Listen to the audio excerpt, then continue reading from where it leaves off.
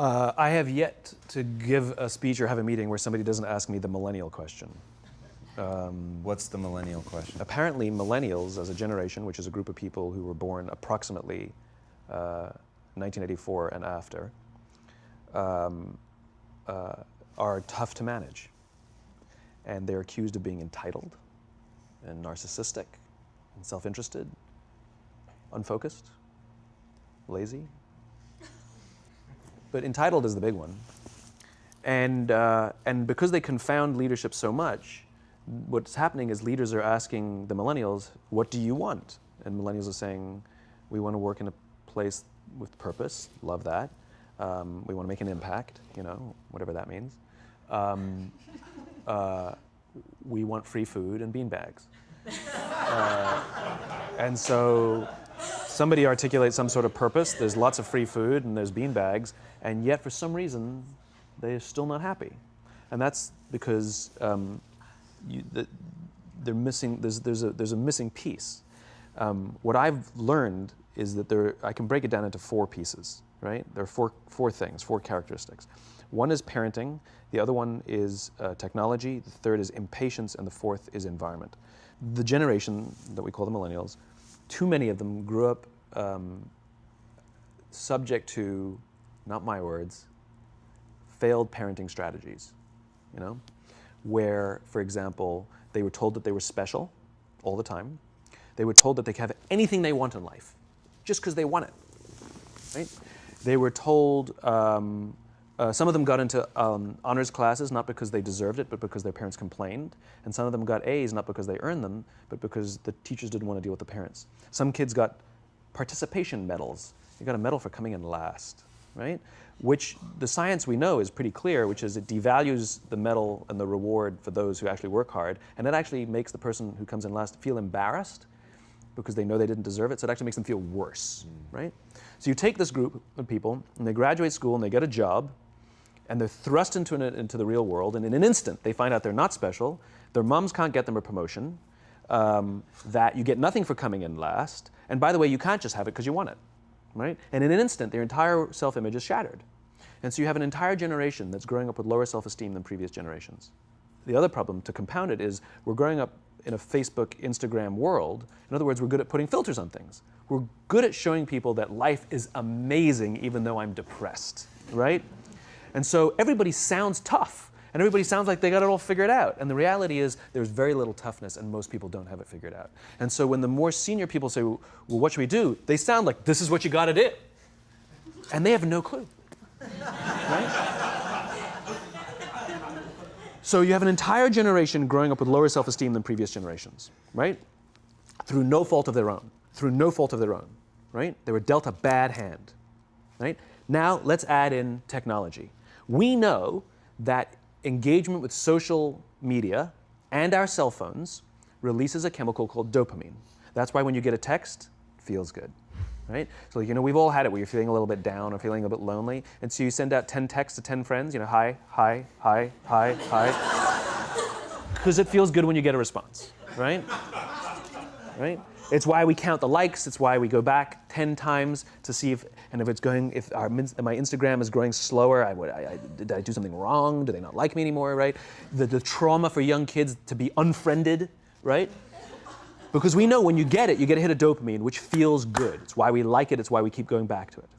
Dopamine is the exact same chemical that makes us feel good when we smoke, when we drink, and when we gamble. In other words, it's highly, highly addictive. Right?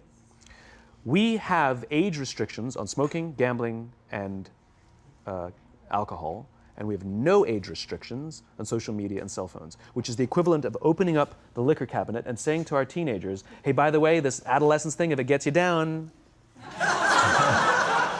But that's basically what's happening. That's basically what's happening, right? That's basically what happened. You have an entire generation that has access to an addictive, numbing chemical called dopamine through social media and cell phones as they're going through the high stress of adolescence. Why is this important? Almost every alcoholic discovered alcohol when they were teenagers. When we're very, very young, the only approval we need is the approval of our parents. And as we go through adolescence, we make this transition where we now need the approval of our peers. Very frustrating for our parents, very important for us. It allows us to acculturate outside of our immediate families into the broader tribe, right? It's a highly, highly stressful and anxious period of our lives, and we're supposed to learn to rely on our friends.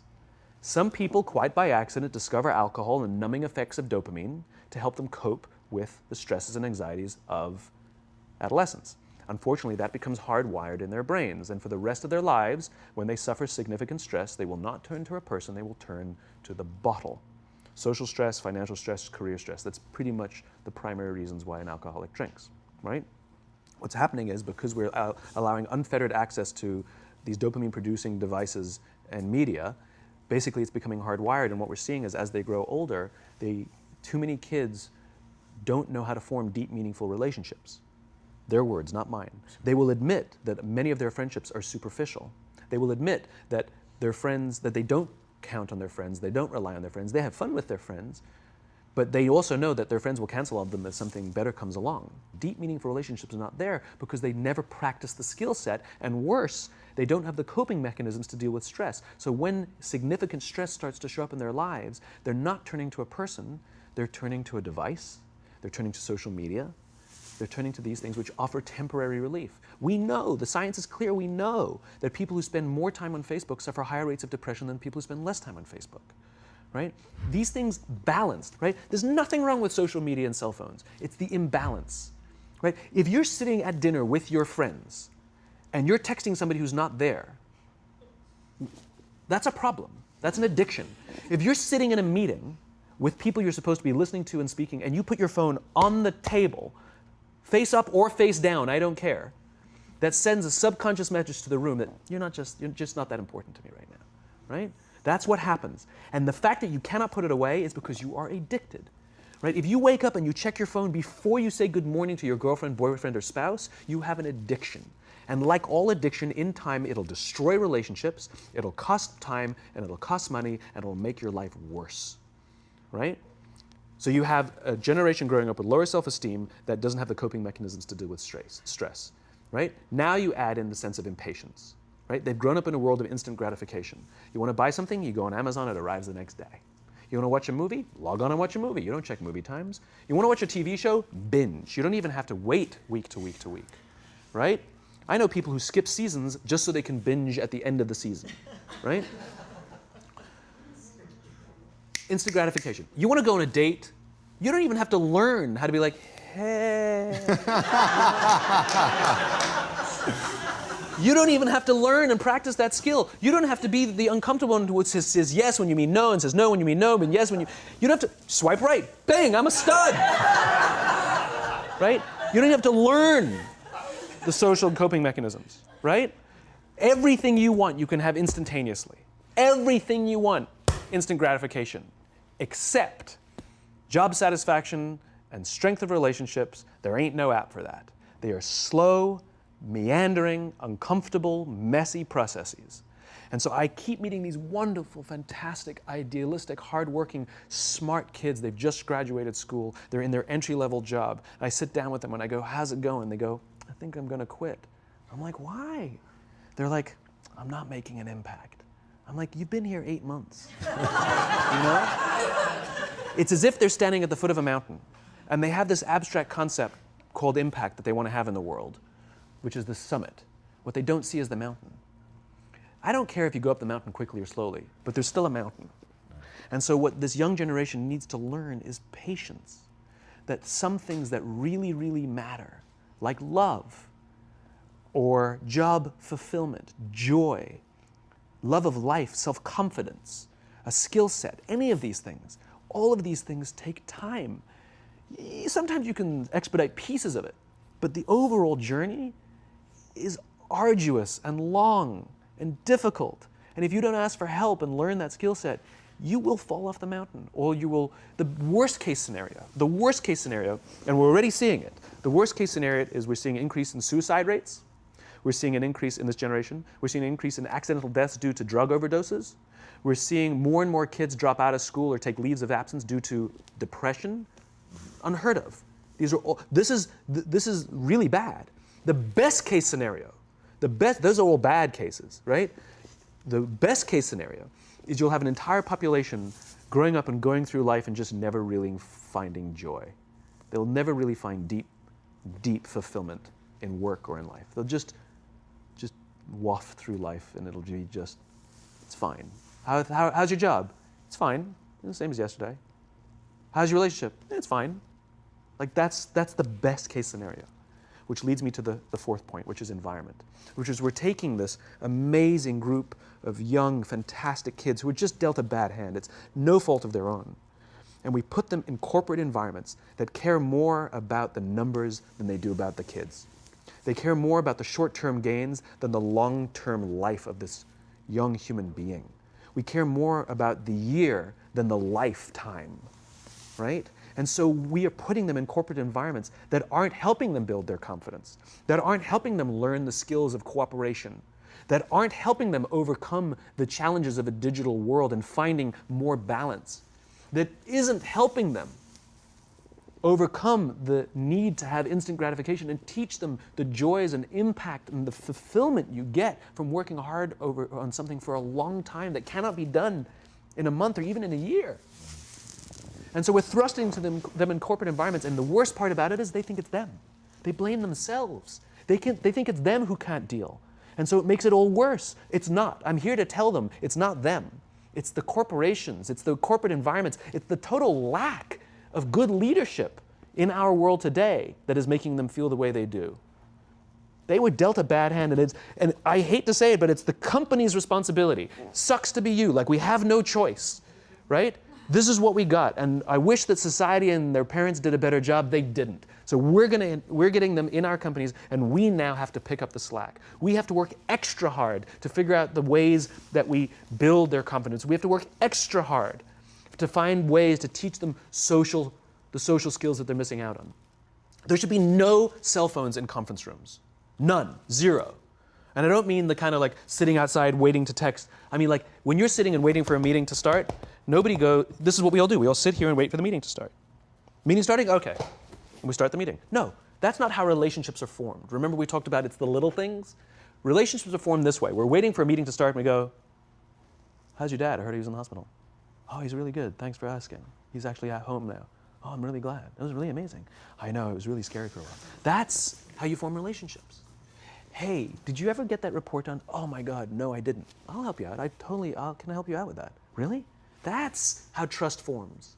Trust doesn't form at an event in a day. Even bad times don't form trust immediately. It's the slow, steady consistency.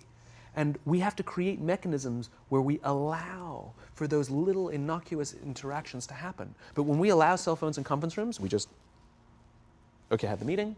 And then my favorite is like when there's a cell phone there and you go like this, you go. It rings and you go. I'm not going to answer that. Like, Mr. Magnanimous, you know? When you're out for dinner with your friends, like, I do this with my friends. When we're going out for dinner and we're leaving together, we'll leave our cell phones at home. Who are we calling? Maybe one of us will bring a phone in case we need to call an Uber or take a picture of our meal. Goes without saying, come on. I mean, I'm an idealist, but I'm not insane. You know? Not a heathen. I mean, it looked really good. We'll take one phone. And so it's like an alcoholic. The reason you take the alcohol out of the house is because we cannot trust our willpower. We're just not strong enough. But when you remove the temptation, it actually makes it a lot easier. And so when you just say, don't check your phone, people literally will go like this. And somebody will go to the bathroom, and what's the first thing we do? Grab the phone. Because I wouldn't want to look around the restaurant for a minute and a half, you know? But if you don't have the phone, you just kind of enjoy the world. And that's where ideas happen. The constant engagement is not where you have innovation and ideas. Ideas happen when our minds wander and we go, and you see something, I bet they could do that. That's called innovation, right? But we're taking away all those little moments, right? You should not, and none of us should charge our phones by our beds. We should be charging our phones in the living rooms, right? Remove the temptation. You wake up in the middle of the night because you can't sleep, you won't check your phone, which makes it worse. But if it's in the living room, it's relaxed, it's fine. But it's my alarm clock. Buy an alarm clock. They cost $8, right? I'll buy you an alarm. right? But the point is we now, in industry, whether we like it or not, we don't get a choice. We now have a responsibility to make up the shortfall and to help this amazing, idealistic, fantastic generation build their confidence, learn patience, learn the social skills, find a better balance between life and technology. Because, quite frankly, it's the right thing to do. Thank you so My much pleasure. for coming on. My pleasure.